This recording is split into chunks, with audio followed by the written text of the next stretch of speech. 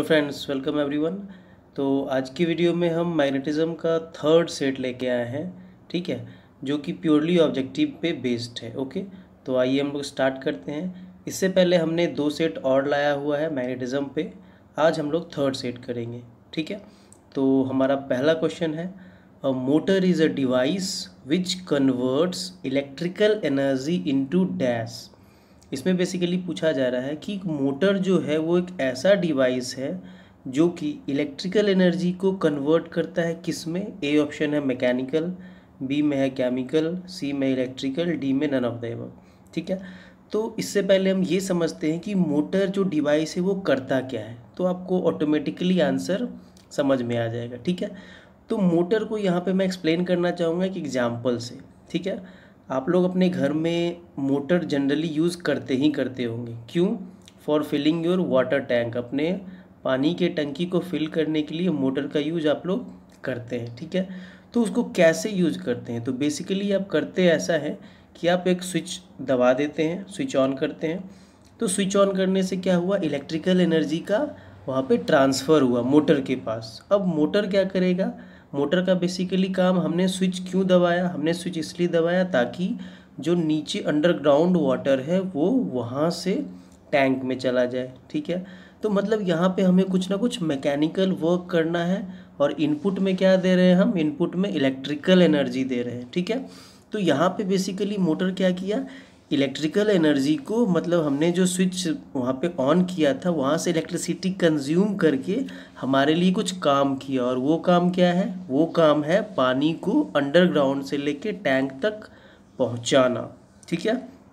तो basically motor electrical energy consume किया और मैकेनिकल वर्क किया, मतलब हमें मैकेनिकल एनर्जी दिया, ठीक है। मैकेनिकल एनर्जी इज बेसिकली और फिजिकल वर्क, कुछ भी मतलब फिजिकली हो रहा है वो हमारा मैकेनिकल है, ठीक है। तो इसका आंसर हो जाएगा A, mechanical. Now coming to question number 2, electric motors can be used in. A में है रेफ्रिजरेटर, बी में है वॉशिंग मशीन, सी में है मिक्सर, डी में है all of the above. Electric Motors जो होते हैं उसका यूज़ कहाँ कहाँ होता है? Basically this is the question. तो ए में है रेफ्रिजरेटर, बिल्कुल फ्रिज में इलेक्ट्रिक मोटर्स का यूज़ होता है, ठीक है। बी में वॉशिंग मशीन, वॉशिंग मशीन में आपने देखा होगा जो कपड़े धुलते हैं तो एक बार उसका जो रोटेशन होता है वॉशिंग का, उसके लिए भी, उस रोटेशन के लिए मोटर का यूज होता है। सी में है मिक्सर, मिक्सर में ऑल यू नो कि जैसे ही हम बटन को ऑन करते हैं, जैसे फ्रूट वगैरह डाल दिया, ढक्कन बंद किया, और हम जैसे ही ऑन करेंगे तो क्या होने लगता है? एक रोटेशन होने लगता है, ठीक है। वो ब्लेड्स जो होते हैं वो घूमने लगता है। कैसे घूमता है? उसके अंदर नीचे मोटर लगा होता है, उसी मोटर से घूमने लगता है। तो रेफ्रिजरेटर, वॉशिंग मशीन, मिक्सर, तीनों में मोटर का यूज़ है। तो इसमें आंसर हो जाएगा D, all of the above. Okay, now coming to question number 3, the electric motor works on which principle. ठीक है, इलेक्ट्रिक मोटर जो होता है वो किस सिद्धांत पे काम करता है? तो ए में है magnetic effect of electric current, B में है केमिकल इफेक्ट, सी में है हीटिंग इफेक्ट, डी में है ऑल ऑफ द अबव। तो मोटर तो हमने समझ लिया होता क्या है, उसका यूज क्या है। अब वो किस प्रिंसिपल पे वर्क करता है ये हम समझने का कोशिश करते हैं, ठीक है। तो मोटर में बेसिकली होता क्या है कि हम लोग एक रेक्टेंगुलर वायर लेते हैं, मतलब एक तार लेते हैं जिसको हम रेक्टेंगुलर तरीके में अरेंज करते हैं, और हमारे पास एक परमानेंट मैग्नेट भी होता है, ठीक है। वो मैग्नेट आपका यू टाइप मैग्नेट होता है या हॉर्सू मैग्नेट होता है, ठीक है। अब हम लोग क्या करते हैं, उस मैग्नेट के नॉर्थ और साउथ पोल के बीच में ये जो हमने रेक्टेंगुलर वायर लिया था उसे प्लेस्ड कर देते हैं, ठीक है। अब जैसे ही प्लेस्ड करते हैं तो जो हमने मैग्नेट लिया है उसका भी कुछ ना कुछ मैग्नेटिक फील्ड होगा, ठीक है। अब उसी मैग्नेटिक फील्ड के अंदर हमने ये रेक्टेंगुलर कॉइल को रख दिया। अब हम क्या करते हैं, करंट पास करवाते हैं रेक्टेंगुलर कॉइल में जो कि कॉपर का बेसिकली होता है। जैसे ही करंट पास करवाएंगे तो इस रेक्टेंगुलर कॉइल का भी कुछ ना कुछ मैग्नेटिक फील्ड प्रोड्यूस होगा, ठीक है। और इस मैग्नेटिक फील्ड के प्रोडक्शन से क्या होगा, अब यहाँ पे दो मैग्नेटिक फील्ड हो गए, एक मैग्नेट का मैग्नेटिक फील्ड, और दूसरा हमने जो कॉइल में बिजली का मूवमेंट करवाया, इलेक्ट्रिसिटी का मूवमेंट करवाया, तो हमें पता है कि जैसे ही इलेक्ट्रिसिटी मूव करता है तो वो भी मैग्नेटिक फील्ड प्रोड्यूस करेगा। तो यहाँ पे दो मैग्नेटिक फील्ड प्रोड्यूस हुआ। अब दोनों के बीच क्या होगा, टकराव होगा, और उसके कारण एक फोर्स जनरेट होगा, और उसी फोर्स से हमारा जो कॉइल है, वो रेक्टेंगुलर कॉइल है, वो शाफ्ट की मदद से घूमने लगेगा, और वो मोटर है। ठीक है, तो यहाँ पे प्रिंसिपल क्या था, प्रिंसिपल था a magnetic effect of electric current. ठीक है, तो इसका आंसर मैग्नेटिक इफेक्ट हो जाएगा ए।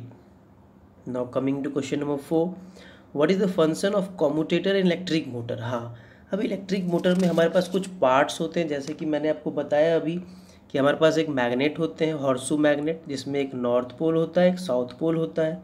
उस पोल के बीच में हम लोग रेक्टेंगुलर वायर्स को रखते हैं, वो एक शाफ्ट से कनेक्टेड होता है, और शाफ्ट जो होता है वो कम्यूटेटर से कनेक्टेड होता है। ठीक है, कम्यूटेटर फाइनली फिर कार्बन ब्रश से होते हुए बैटरी से कनेक्ट होता है। तो ये 6-7 चीज़ें होती है। ठीक है, उसके बाद यहाँ पे पूछा जा रहा है कि कम्यूटेटर का काम क्या है। तो कम्यूटेटर बेसिकली ये करता है कि जैसे ही वो फोर्स जो क्रिएट हुआ था, जिसके कारण मतलब दो मैग्नेटिक फील्ड था, वहाँ पे फोर्स प्रोड्यूस हुआ था, तो उसके कारण वहाँ पे कुछ मूवमेंट हुआ था, मोटर घूमने लगा था। लेकिन मोटर क्या होता है, आधा घूमने के बाद फिर अपना डायरेक्शन जो है करंट का वो चेंज करता है। ठीक है, चेंज करता है तभी मोटर कंटिन्यूसली घूमते रहता है, नहीं तो वो रुकना, वो मूव करना बंद कर देगा। ठीक है, तो यहाँ पे कम्यूटेटर का काम क्या हुआ, to reverse the direction of current A. जैसे ही वो हाफ घूमेगा, हाफ मूव करेगा, तो कम्यूटेटर उसका करंट का डायरेक्शन चेंज कर देगा ताकि वो और आगे मूव कर जाए। ठीक है, now coming to question number 5, which magnet is used in simple electric motor. Simple electric motor में कौन सा मैग्नेट यूज होता है। ए में है परमानेंट मैग्नेट, बी में है इलेक्ट्रोमैग्नेट, सी में है सॉफ्ट आयरन, डी में टेम्पोररी मैग्नेट। तो अभी हमने देखा, मैंने आपको क्या बताया, हम लोग हॉर्सू मैग्नेट या फिर परमानेंट मैग्नेट यूज़ करते हैं। तो इसका आंसर क्या हो जाएगा, ए परमानेंट मैग्नेट। इलेक्ट्रोमैग्नेट नहीं यूज़ करते हैं क्योंकि वो टेम्पोररी है, सॉफ्ट आयरन तो वो लोहा है, टेम्पोररी मैग्नेट नहीं यूज़ करते हैं। ठीक है, now coming to question number 6, a generator is a device which converts mechanical energy into dash. अब हमने मोटर के बारे में अभी देखा था, मोटर बेसिकली क्या कर रहा था, इलेक्ट्रिकल एनर्जी ले रहा था और मैकेनिकल एनर्जी हमें प्रोवाइड कर रहा था। ठीक है, लेकिन जनरेटर क्या होता है, उल्टा होता है मोटर का। जनरेटर क्या करता है, हमसे मैकेनिकल एनर्जी लेता है, ठीक है, और उसको इलेक्ट्रिकल एनर्जी में कन्वर्ट कर देता है। ओके, तो यहाँ पे बेसिकली हमें पूछा यही जा रहा है कि जनरेटर कर एक डिवाइस है जो कि मैकेनिकल एनर्जी को किस में बदलता है। तो आंसर हो जाएगा सी, इलेक्ट्रिकल एनर्जी में बदलता है। आपने देखा होगा जनरेटर्स का यूज, जैसे कि पहले के टाइम में अभी भी होता है, गांव में या फिर सिटीज़ में भी। अब तो डीजी आ गया है। ठीक है, diesel generator, that is also type of generator.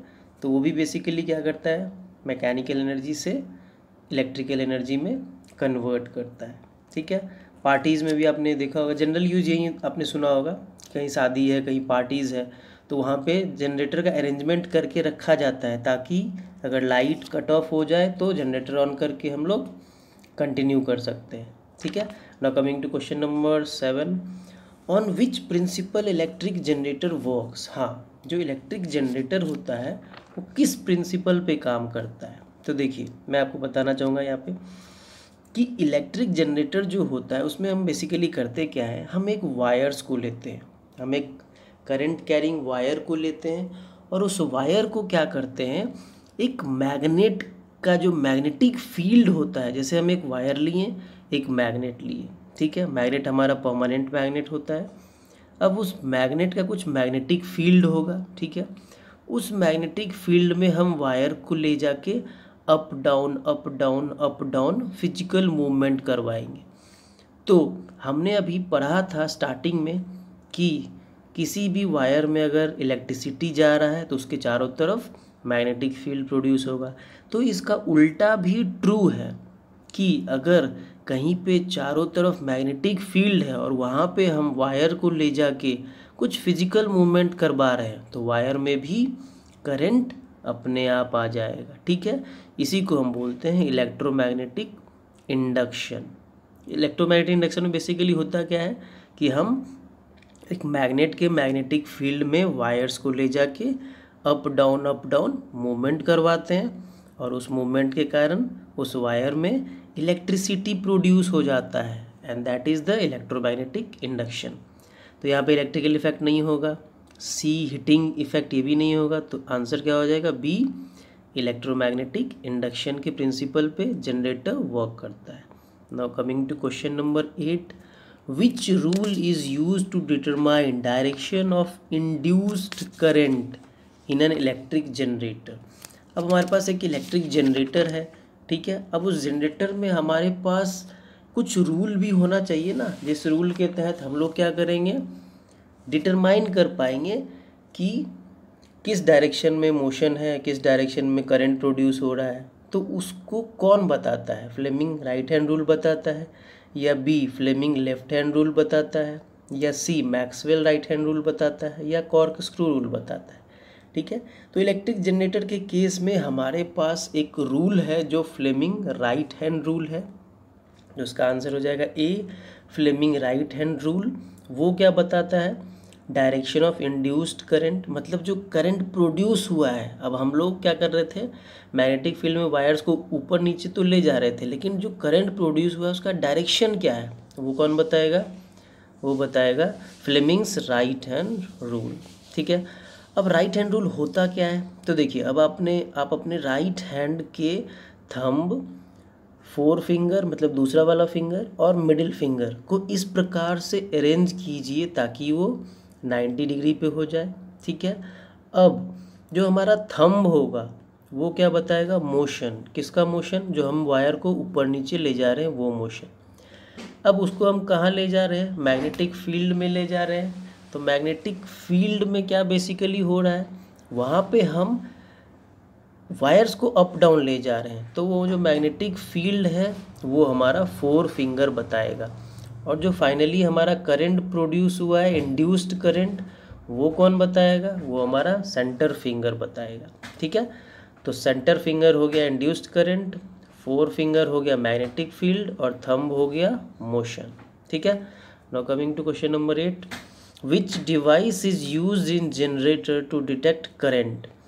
अब जनरेटर में हम लोग क्या करते हैं, हमने आपको बताया कि हमने उसमें करंट प्रोडक्शन करवाते हैं। अब करंट प्रोडक्शन होने के बाद हमें पता कैसे चलेगा कि इसमें करंट प्रोड्यूस हुआ है या नहीं हुआ है, तो उसके लिए हमारे पास एक डिवाइस होता है जिससे कि हम करंट को डिटेक्ट करते हैं। तो ऑप्शंस हैं A ammeter, B galvanometer, C voltmeter, D coil. तो वोल्ट मीटर तो नहीं होगा क्योंकि हम इससे वोल्टेज मेजर करते हैं, कॉइल भी नहीं होगा। अब बचा ए और बी, एमीटर गैल्वेनोमीटर। एमीटर और गैल्वेनोमीटर में कन्फ्यूजन हो सकता है कि एमीटर भी करंट से रिलेटेड है, गैल्वेनोमीटर भी है, तो यहाँ पे आंसर होगा बी गैल्वेनोमीटर, क्योंकि एमीटर जो होता है वो बेसिकली करंट को मेज़र करता है, लेकिन डिटेक्ट कौन करता है, पता कौन लगाता है कि करंट है कि नहीं, वो गैल्वेनोमीटर लगाता है। So our answer is B. Now coming to question number 10, the AC current in India has a frequency of. AC current यहाँ पे क्या हुआ, अल्टरनेटिंग करंट।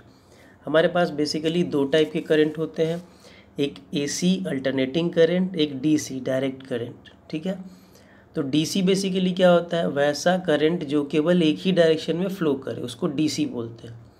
AC क्या होता है, AC का कोई एक्चुअल पोलैरिटी होता नहीं है, ठीक है, उसका पोलैरिटी चेंज करते रहता है। तो जिसका पोलैरिटी चेंज करे, जिसका कोई डायरेक्शन फिक्स ना हो, वो हमारा AC है। डायरेक्शन फिक्स ना हो इन द सेंस कि वो मतलब पोलैरिटी उसका बार बार चेंज हो रहा है, कभी पॉजिटिव निगेटिव हो रहा है, निगेटिव पॉजिटिव हो रहा है, वो फिक्स नहीं रहता है, तो उसको हम AC बोलते हैं। तो इंडिया में जो AC करंट प्रोड्यूस होता है उसका फ्रीक्वेंसी भी कुछ ना कुछ होगा। ठीक है, तो वो फ्रीक्वेंसी कितना होता है ये आपसे पूछा जा रहा है। तो इसका ऑप्शन है ए में 100 हर्ट्ज, बी में 25 हर्ट्ज, सी में 10 हर्ट्ज, डी में 50 हर्ट्ज। तो इस क्वेश्चन का आंसर आप लोगों को बताना है। तो आप लोग अपना आंसर कमेंट करो कि इंडिया में जो करंट प्रोडक्शन होता है, क्योंकि एसी करंट जो होता है वो पावर हाउस, पावर प्लांट्स यहाँ पे प्रोड्यूस होता है, तो उसका फ्रीक्वेंसी कितना रहता है। ठीक है, तो आप लोग कमेंट करके बताओ। तो दैट्स इट फॉर टुडे। और हाँ, एक चीज़ और बताना चाहूँगा, एसी के जैसे कुछ एग्जांपल्स, जैसे हमारे घरों में जो वायर्स होते हैं, घरों में जो हम लोग यूज़ करते हैं इलेक्ट्रिसिटी, वो एसी होता है। ठीक है, एसी प्रोड्यूस कहाँ होता है, तो पावर हाउस हो गया आपका, फिर पावर प्लांट हो गया, वहाँ पे एसी प्रोड्यूस होता है। डीसी का क्या एग्जांपल होगा, डीसी जैसे कि बैटरी हो गया। ठीक है, जो नॉर्मल सिंपल बैटरीज हम लोग घड़ी में लगाते हैं, क्लॉक, उसके बाद जो रिस्ट वॉच में होता है, that is also example of DC. उसके बाद जो हमारा 12 वोल्ट का बैटरी होता है, जो आपने देखा होगा सोलर पैनल्स वगैरह में लगा रहता है बैटरी, तो वो बेसिकली डीसी ही है। ठीक है, तो that's it for today. Thank you for watching, have a nice day.